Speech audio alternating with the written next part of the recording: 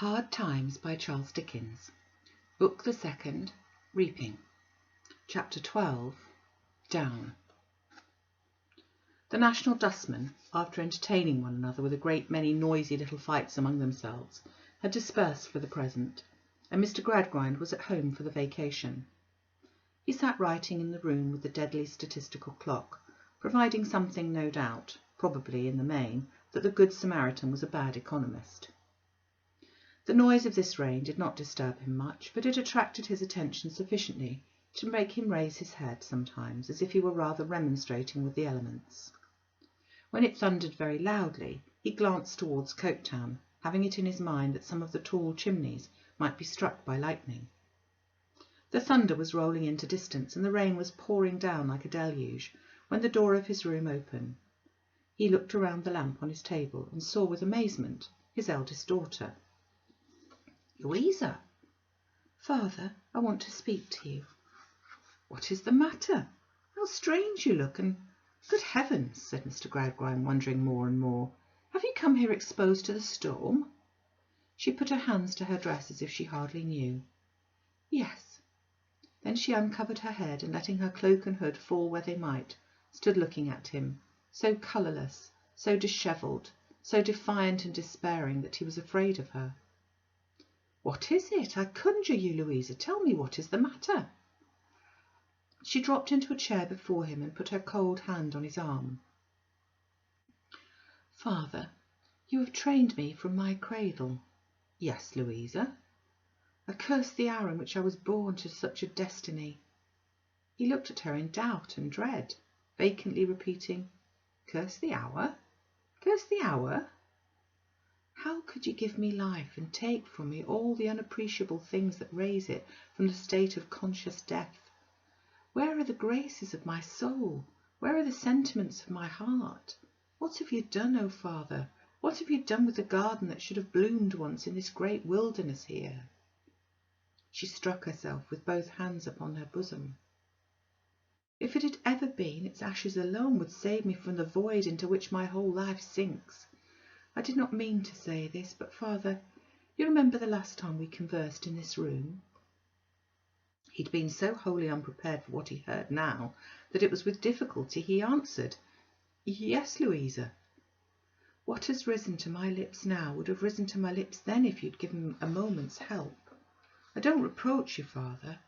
What you've never nurtured in me, you've never nurtured in yourself. But oh, if you'd only done so long ago, or if you'd only neglected me, what a much better and much happier creature I should have been to this day." On hearing this, after all his care, he bowed his head upon his hand and groaned aloud. "Father, if you had known when we were last together here, what even I feared while I strove against it, as it has been my task from infancy to strive against every natural prompting that has arisen in my heart, if you had known that there lingered in my breast sensibilities, affections, weaknesses capable of being cherished into strength, defying all the calculations ever made by man, and no more known to his arithmetic than his Creator is, would you have given me to the husband whom I am now sure that I hate? No, no, my poor child. Would you have doomed me at any time to the frost and blight that have hardened and spoiled me? Would you have robbed me, for no one's enrichment, only for the greater desolation of this world, of the immaterial part of my life, the spring and summer of my belief, my refuge from what is sordid and bad in the real things around me, my school in which I should have learned to be more humble and more trusting with them, and to hope in my little sphere to make them better? Oh, no, no, Louisa. Yet, Father, if I'd been stone blind, if I'd groped my way by my sense of touch, and had been free while I knew the shapes and surfaces of things, to exercise my fancy somewhat in regard to them, I should have been a million times wiser, happier, more loving, more contented, more innocent and human in all good respects than I am with the eyes I have. Now, hear what I've come to say." He moved to support her with his arm. She rising as he did so, they stood close together, she with a hand upon his shoulder looking fixedly into his face. "With a hunger and thirst upon me, Father, which have never been for a moment appeased, with an ardent impulse towards some region where rules and figures and definitions were not quite so absolute. I have grown up battling every inch of my way. I never knew you were unhappy, my child. Father, I always knew it. In this strife I've almost repulsed and crushed my better angel into a demon. What I've learned has left me doubting, misbelieving, despising, regretting. What I've not learned, and my dismal resource has been to think that life would soon go by and that nothing in it could be worth the pain and trouble of a contest. And you so young, Louisa, he said with pity, and I so young. In this condition, father, for I show you now without any fear or favour the ordinary deadened state of my mind as I know it. You proposed my husband to me. I took him. I never made him a pretence to you or him that I loved him. I knew, and father, you knew, and he knew, that I never did. I was not wholly indifferent, for I had a hope of being pleasant and useful to Tom. I made that wild escape into something visionary, and have slowly found out how wild it was. But Tom had been the subject of all little tenderness of my life. Perhaps he became so because I knew so well how to pity him. Matters little now, except as it may dispose you to think more leniently of his errors. As her father held out his arms, she put her other hand upon his other shoulder, and still looking fixedly in his face, went on.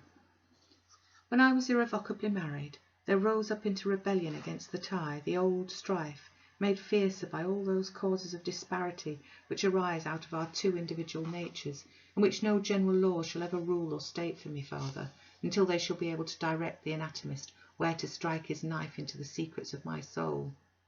Louisa, he said, and said imploringly, for he well remembered what had passed between them in their former interview. I do not reproach you, father, I make no complaint. I am here with another object.